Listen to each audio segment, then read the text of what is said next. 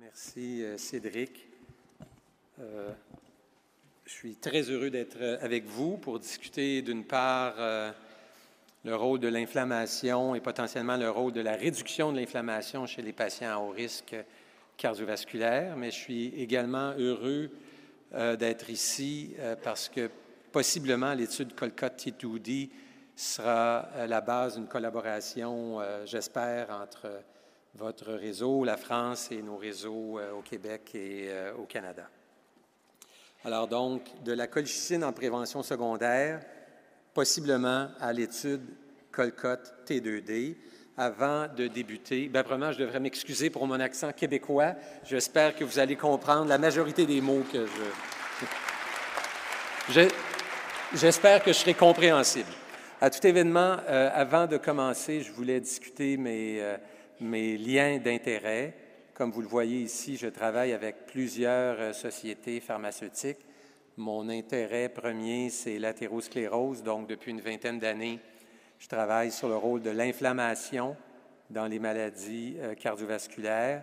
Mon institution, Montreal Heart Institute, a même déposé des brevets, mais j'ai tenu à renoncer à mes droits dans ces brevets, donc je n'ai aucun lien financier avec les brevets ou les travaux que je conduis. Bon, alors, le conférencier précédent a bien démontré le rôle de l'inflammation dans l'athérosclérose, donc je ne reviendrai pas dans les détails, mais comme la première conférencière nous l'a dit, ce n'est pas parce que l'inflammation a clairement un rôle dans l'athérosclérose que de réduire l'inflammation va nécessairement améliorer le sort de nos patients à haut risque cardiovasculaire. Alors, est-ce que le rôle de l'inflammation dans l'athérosclérose, dans vos patients, soit avec des maladies coronaires ou des patients diabétiques ou à haut risque, est-ce que c'est pertinent en 2024? La réponse est oui. Je vous présente ici 2 diapositives d'une étude publiée dans le Lancet l'an dernier par Paul Ridker de Boston, une étude de 30 000 patients suivis pendant 3 ans. Je vous demanderai de vous concentrer sur la partie à droite de la diapositive. Paul Ridker a démontré que si on prend 30 000 malades qui sont tous traités avec une statine, le marqueur de l'inflammation, qu'on appelle la protéine C réactive hautement sensible, ou HSCRP, comme vous le voyez en noir, prédit bien mieux qui va mourir dans les 3 prochaines années que le LDL cholestérol en blanc, à partir du moment qu'on est traité par une statine. Chez 30 000 malades, l'étude a été publiée l'an dernier. Et en fait, il a également démontré que le risque cardiovasculaire est particulièrement important à partir du moment qu'on franchit le seuil d'une protéine C réactive au-dessus de 2 mg par litre, c'est-à-dire quand on va de la barre numéro 2 à la barre numéro 3.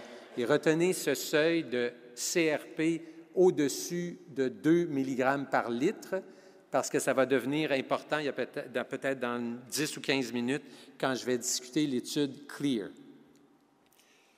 Alors, donc l'inflammation est importante chez nos patients avec maladies cardiovasculaires. Maintenant, qu'est-ce qui arrive quand on réduit l'inflammation avec la colchicine? Alexandre a mentionné 2 grandes études cliniques.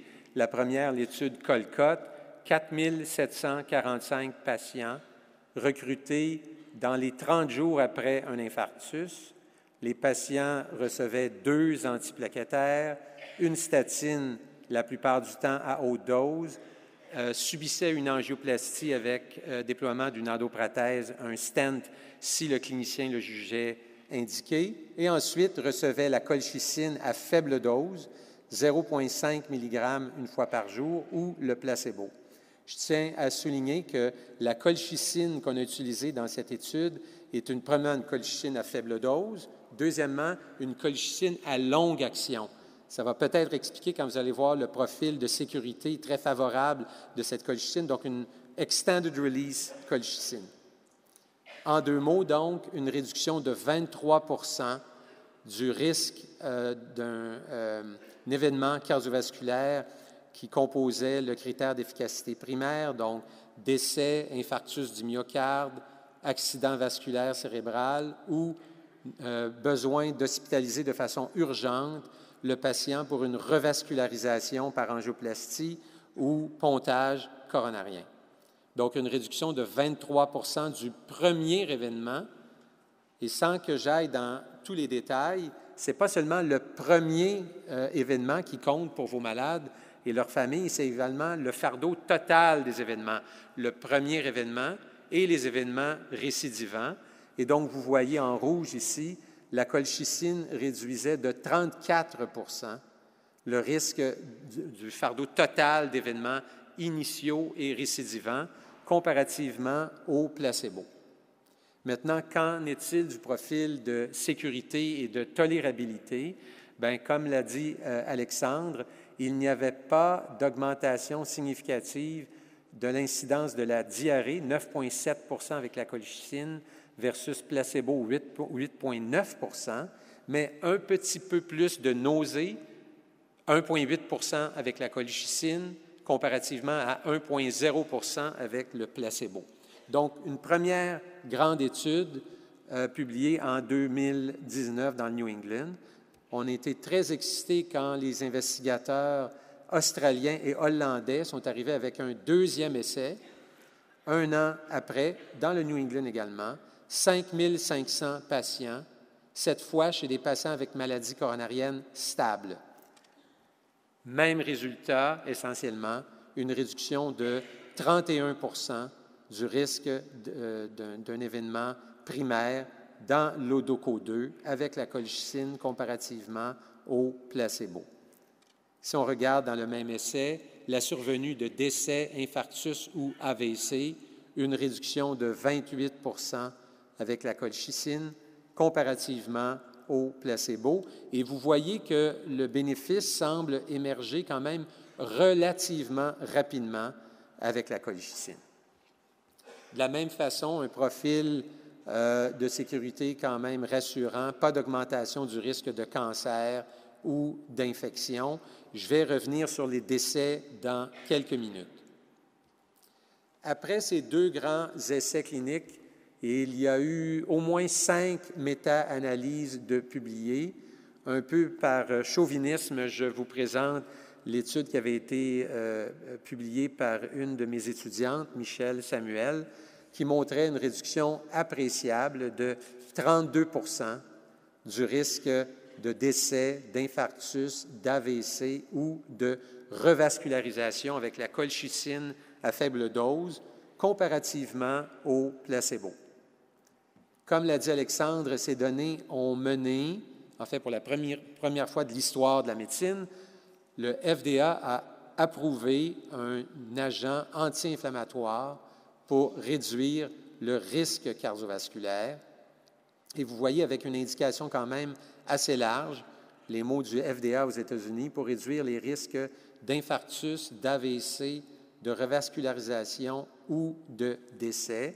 Évidemment, il venait nous rappeler d'être prudent lorsqu'on combine la colchicine avec un inhibiteur du cytochrome 3A4 ou un inhibiteur PGP, et également, probablement ce qui est le plus important, être très prudent si le patient a une insuffisance rénale sévère, telle que reflétée par un taux de filtration glomérulaire en dessous de 35 millilitres par minute. Je tiens à souligner qu'il n'y a eu aucun cas de rhabdomyolyse. Rappelez-vous que dans Colcott et l'ODOCO-2, 99 des patients prenaient une statine et la vaste majorité une statine puissante à haute dose. Et il n'y a eu aucun problème du côté de rhabdomyolyse. Suite à cette étude, à cette méta-analyse, il y a eu une autre étude qui a été publiée en 2024, comme Alexandre l'a mentionné, l'étude CONVINCE, 3000 malades, qui s'est arrêtée un peu prématurément, malheureusement, par manque de fonds, par manque de financement. Mais quand on intégrait l'étude CONVINCE à la méta-analyse la plus récente qui a été publiée le mois dernier dans Lancet eClinical Medicine, donc 14 000 patients, 1200 événements cardiovasculaires, donc une analyse très robuste, une réduction de 27 Alors, tout allait bien. À peu près en même temps, comme l'a dit Alexandre, la Société européenne de cardiologie a élevé la colchicine à une classe 2A pour la prévention cardiovasculaire. Alors, jusque-là, tout allait bien, jusqu'il y a une semaine, où une étude qui s'appelle CLEAR a été présentée et publiée il y a 2 jours dans le New England Journal of Medicine. Une étude de 7000 patients. Tous les patients étaient recrutés en dedans de 3 jours après un infarctus avec surélévation du segment ST, dans mon jargon, ce qu'on appelle un STEMI. Une étude complètement neutre et je vais tenter de vous convaincre, en fait, que les résultats de cette étude sont probablement pas interprétables. Je n'aurai pas beaucoup de temps pour le faire, mais je vais le faire en 3 diapositives. D'abord, pour vous, tout ça, vous voyez la première référence au bas, là, il va y avoir un éditorial demain que j'ai écrit dans le European Heart Journal, le journal donc européen de cardiologie, qui résume tout ceci, donc publié ce week-end, je crois. Essentiellement, comme clinicien, vous savez que quand vous recevez dans votre cabinet un patient qui a fait un infarctus, vous attendez probablement davantage que le risque de ce patient est de refaire un infarctus que de décéder. Je pense que ça coule de source, ça correspond à notre expérience clinique. De façon très curieuse, dans l'étude CLEAR, les patients de cette étude-là avaient des taux de décès beaucoup plus élevés que leur risque de faire un infarctus, ce qui est extrêmement inhabituel en cardiologie. Dans un instant, je vais vous montrer les données. Moi, je crois que c'est un reflet de ce que toutes les autres études qui ont été conduites pendant la pandémie ont montré. J'en cite 3 ici, je n'irai pas dans tous les détails, c'est-à-dire il y avait une réduction des taux d'événements cardiovasculaires qui est observée dans plusieurs de ces études-là. Je vais vous le montrer en 2 diapositives dans un instant. Le 3e point ici que vous voyez, la colchicine est un anti-inflammatoire relativement puissant. De façon très curieuse, dans l'étude CLEAR, ils ne sont pas arrivés à contrôler l'inflammation. Contrairement à toutes les autres études, la valeur médiane de protéines C réactives, de CRP, dans CLEAR, était de 3 mg par litre, alors que dans Colcott, que j'ai conduite, et Lodoco 2 en Australie, la valeur de CRP était de 1. Rappelez-vous ce que je vous ai dit il y a 15 minutes.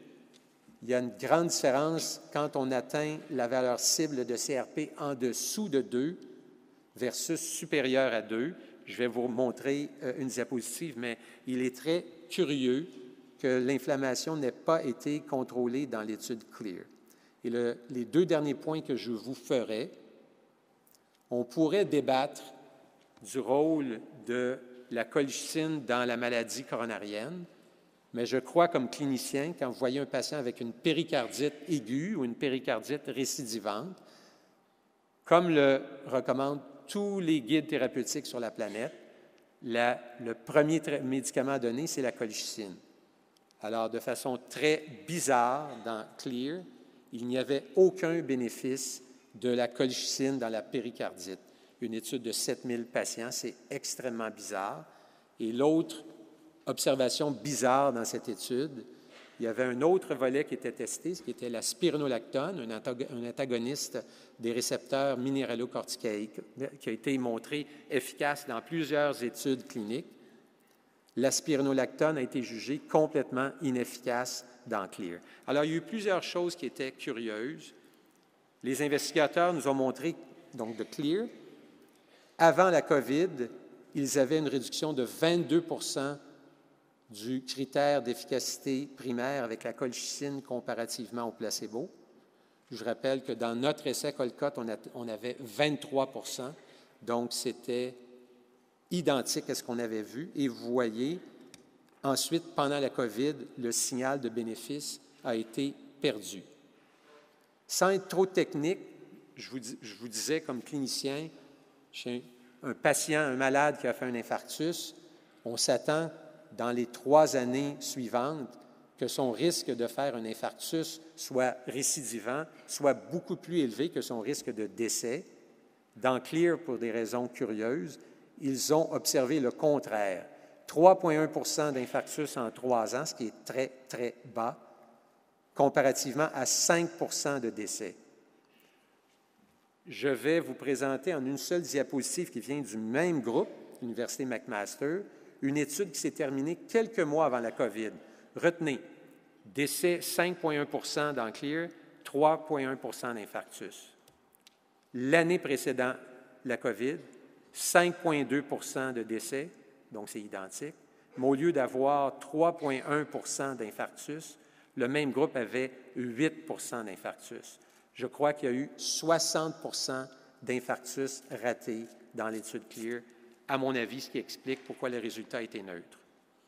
Le dernier point que je fais avant de passer à l'étude Colcott T2D, ce sont des données fascinantes de Paul Ridker publiées dans le Lancet avec le canakinumab dont Alexandre a parlé, un antagoniste de l'interleukine 1B. Ce qui est fascinant, donc vous avez en noir le groupe placebo, vous avez en rouge encadré les patients qui ont atteint une CRP en dessous de 2, donc un bénéfice important. Ça, c'est Colcott et Lodoco 2. Et regardez la ligne bleue, les patients qui étaient traités avec le même anti-inflammatoire, mais qui n'avaient pas d'effet anti-inflammatoire détectable, c'est-à-dire que la CRP était au-dessus de 2, n'avaient aucun bénéfice de l'anti-inflammatoire.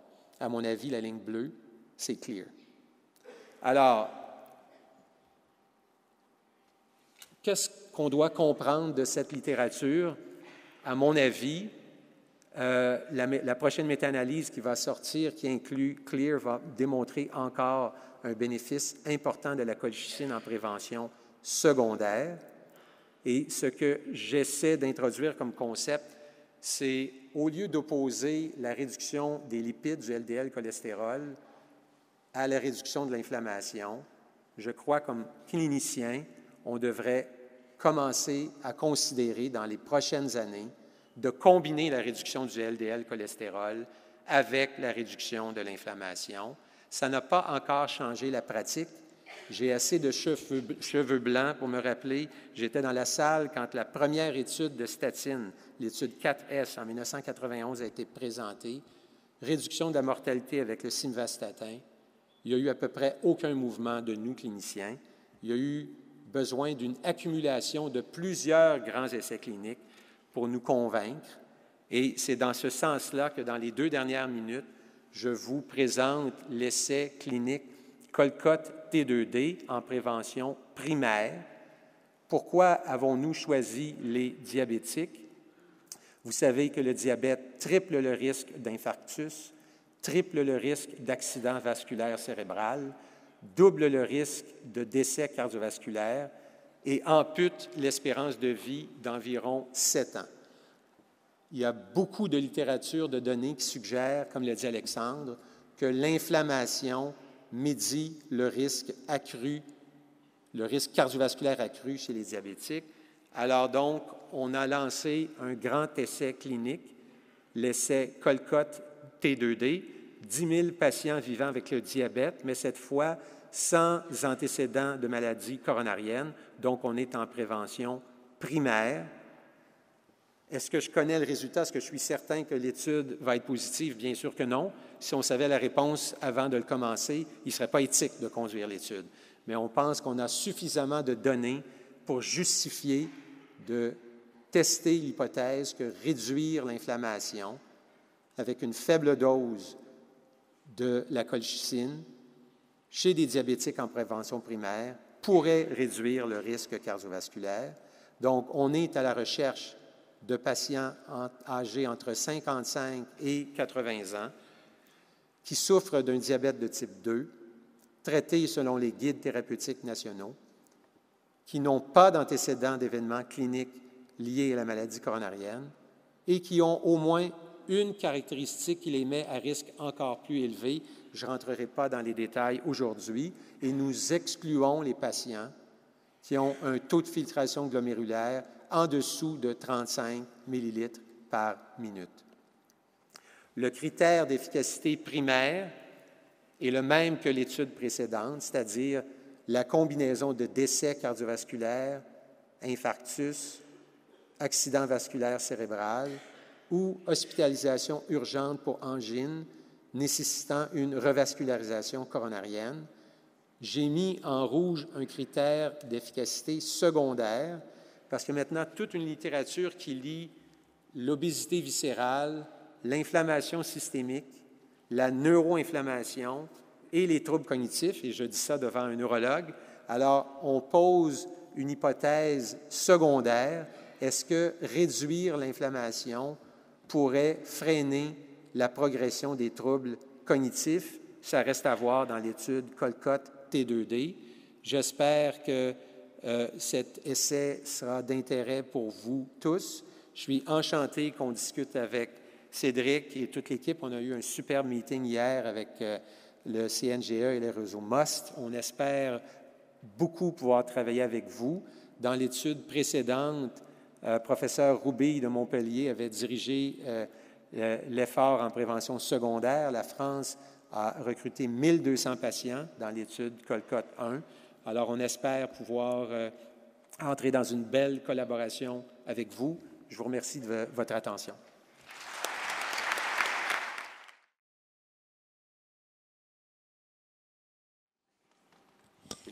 Bonjour, Irène Super de Lyon.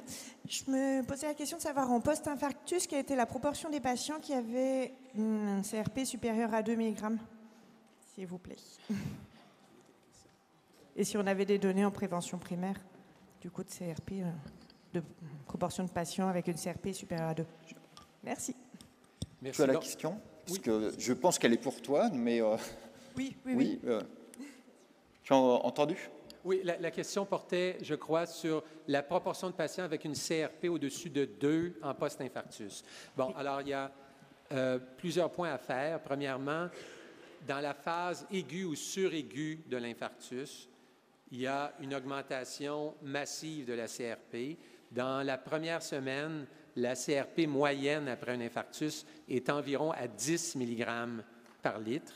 Et dans les 2 semaines après, généralement, elle va revenir à la ligne de base.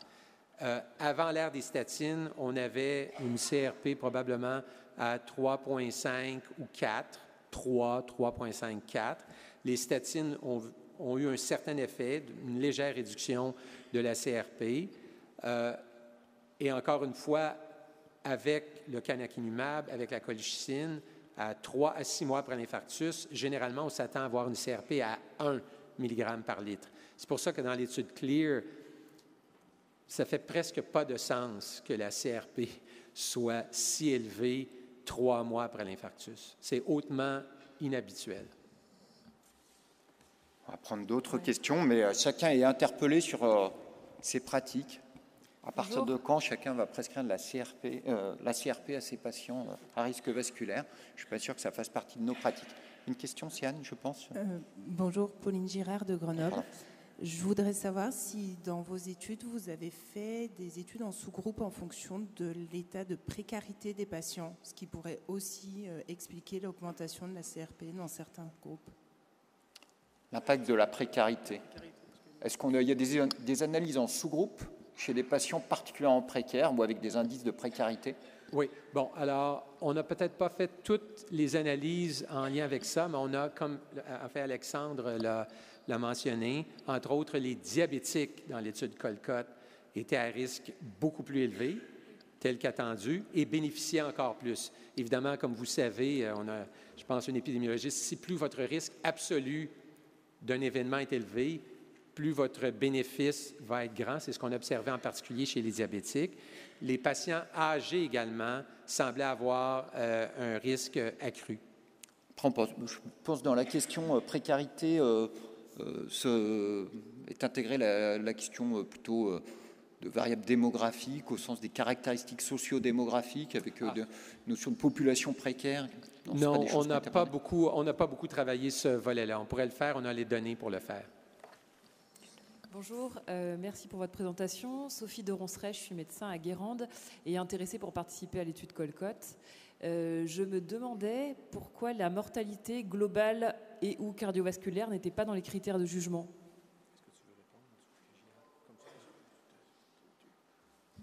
Bien, je peux peut-être commencer, puis si Alexandre diffère d'opinion ou Cédric, on pourra ajouter. Alors, c'est une bonne question. Ma compréhension des données avec la colchicine, comme l'a dit Alexandre, en fait, il y a une réduction des événements non fatals, infarctus, AVC, revascularisation, et un effet neutre sur la mortalité totale jusqu'ici. Bon. Alors, certains, dans des débats, vont prendre la position, et chaque clinicien a le droit de le faire. Moi, si votre position, c'est « moi, je ne prescris pas un médicament qui ne réduit pas la mortalité », ça peut être une position, ce n'est pas la mienne. Moi, ma réponse, pour être un peu provocateur, c'est depuis quand ce n'est pas pertinent de prévenir un AVC ou un infarctus. Je pense que c'est hautement pertinent. Mais jusqu'ici, on n'a pas de données qui montrent une réduction de la mortalité. La réponse, à mon avis, moi, je peux faire peut-être un peu un mea culpa.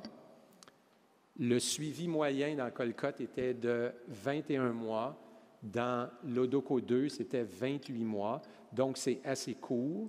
Vous allez dire pourquoi vous n'avez pas suivi les patients plus longtemps. Il y a une raison assez simple à ça. C'est que vous comprenez bien, moi, dans mon pays, la colchicine coûte 25 sous. Elle n'est d'aucun intérêt pour l'industrie pharmaceutique. Alors, évidemment, c'est pas simple de conduire des essais de dizaines de milliers de malades avec peu de fonds. Donc, on a suivi les patients pendant 2 ans. Mais en fait, j'ai la même question que vous. Et c'est pour ça, heureusement, on a eu un peu plus de fonds pour la prochaine étude. Et le suivi moyen dans Colcott T2D va être 3 à 4 ans. Ma prédiction, je ne serais pas surpris que, en suivant les patients plus longtemps, les réductions d'infarctus précoces qu'on a observées et d'AVC vont se traduire éventuellement par une réduction de la mortalité, mais on n'a pas de preuves encore. Je sais pas si tu veux. Oui, j'aurais dit à peu près pareil. C'est-à-dire que sur un suivi de 2 ans, la mortalité, c'est quand même compliqué d'avoir des différences, sauf dans certaines molécules qui ont un effet très important. Les inhibiteurs SGLT2 qui ont montré un petit peu aussi, et analogue GLP1 dans le diabète. Mais les études étaient quand même plutôt 4 ans quand même. Et ouais, il faut problème de suivi et puis peut-être d'efficacité. Surtout ça ne marche pas non plus. Moi, je ne pars pas avec un a priori comme quoi ça va marcher forcément. Mais en tout cas, on va faire l'étude pour voir le plus longtemps possible ce que ça peut donner. Je me fais juste le porte-parole de Vincent Renard. Raison de plus de profiter de 10 000 patients et d'un suivi de 4 ans pour mettre en évidence une baisse de mortalité.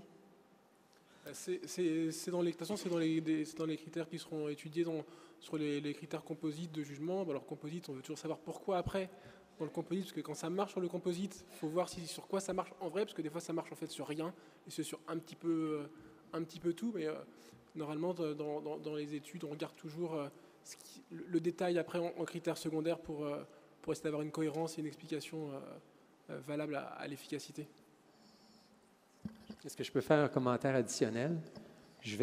Parce que la question que vous posez est évidemment très importante. Je vais faire un commentaire éditorial. J'ai été invité dans la dernière année au Brigham and Women's Hospital à Boston, à Harvard, à parler de ça. Et dans la salle, pour ceux qui ne le sauraient pas, la majorité des grands essais avec les inhibiteurs de PCSK9, les grandes études cliniques, ont été dirigés par ces gens-là, que je respecte énormément. Et donc, ils m'ont invité, mais évidemment, ils étaient critiques. 23 de réduction relative du risque avec la colchicine, ce n'est pas tant que ça. Vous n'avez pas de réduction de la mortalité. Ah, moi, je veux bien qu'on pose ces questions-là. Mais comme je m'attendais à cette question-là, j'avais préparé une diapositive. Moi, je veux au moins qu'on compare des pommes avec des pommes. Alors, la colchicine coûte 25 sous. J'adore les inhibiteurs de PCSK9. Je dirige la clinique de génétique des lipides à l'Institut. Donc, mais ça coûte, dans mon pays, 5 000 $ par année. Et ensuite, quand on me dit que 23 de réduction relative du risque, ce n'est pas beaucoup, bien, si vous retournez aux inhibiteurs de PCSK9, je les adore, mais ça réduit de 15 le risque. Ensuite, on dit « Ah oui, mais la colchicine ne réduit pas la mortalité. » Bien là, je vous dis, retournez aux études de PCSK9, l'étude Fourier, l'étude ADC, relisez les articles, vous allez voir aucune réduction de la mortalité. Moi, je veux juste qu'on se batte d'égal à égal.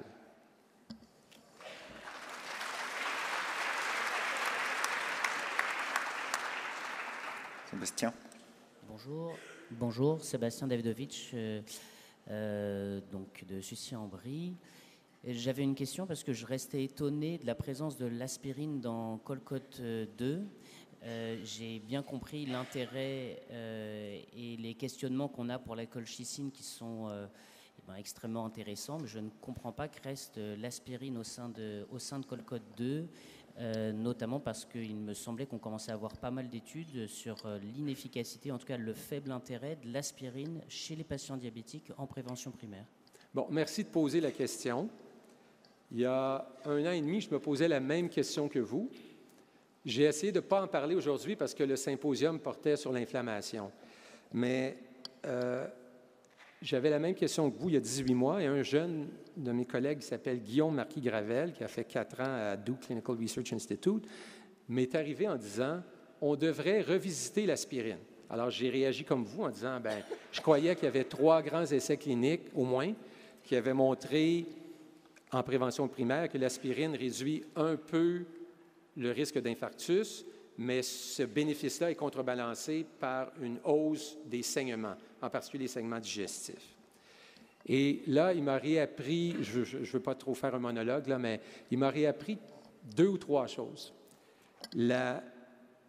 L'aspirine qui a été utilisée dans ces grands essais-là, qui a montré un peu moins d'infarctus, plus de saignements, c'était une aspirine avec enrobage entérique, enteric-coated aspirin, qui était utilisée au dosage de 80 mg une fois par jour. Pourquoi j'ai dit ces 3 points-là?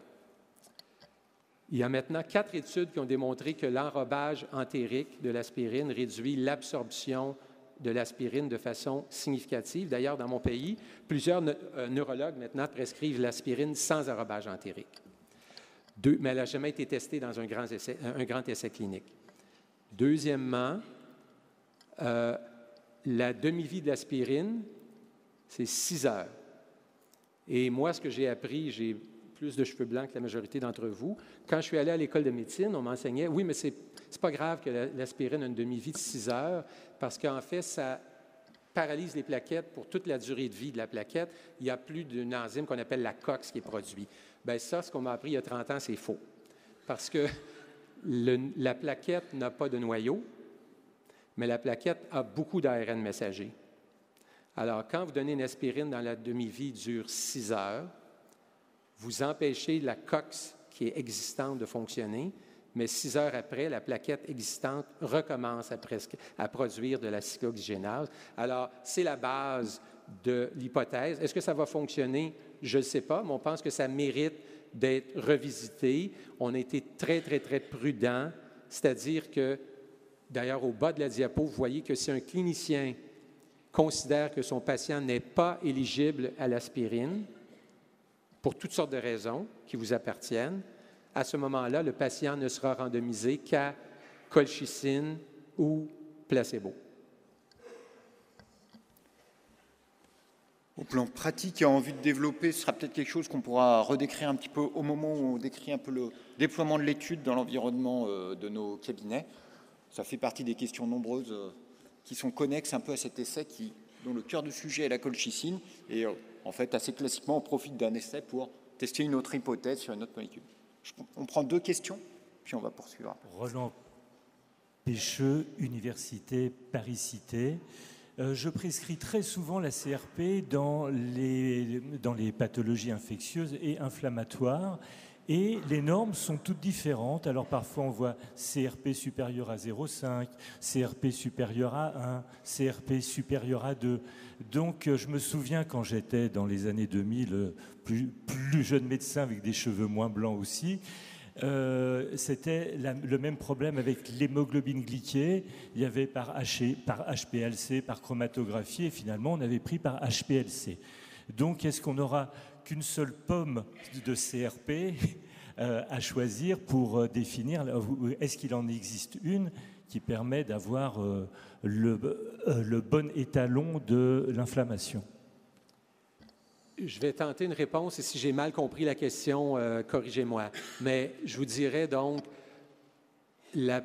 protéine C réactive que vous utilisiez pour suivre une arthrite rhumatoïde ou une pneumonie, elle n'a évidemment pas besoin d'être hautement sensible. Hein, c'est souvent des gens avec une pneumonie qui vont avoir des CRP ou une arthrite rhumatoïde à 50, 100. Quand on arrive dans le risque cardiovasculaire, ce que des centaines de milliers de patients ont démontré, c'est que des CRP quelque part entre 2 et 4 augmentent le risque cardiovasculaire. Et pour pouvoir quantifier la CRP, ça vous prend une méthode hautement sensible. Et celle qui est utilisée la plus souvent, c'est une méthode par néphélométrie, et qui est une méthode quantitative. Est-ce que j'ai bien répondu à votre question ou non? Tout à fait. Merci. Julie Dupuis me fait remarquer que l'heure passe.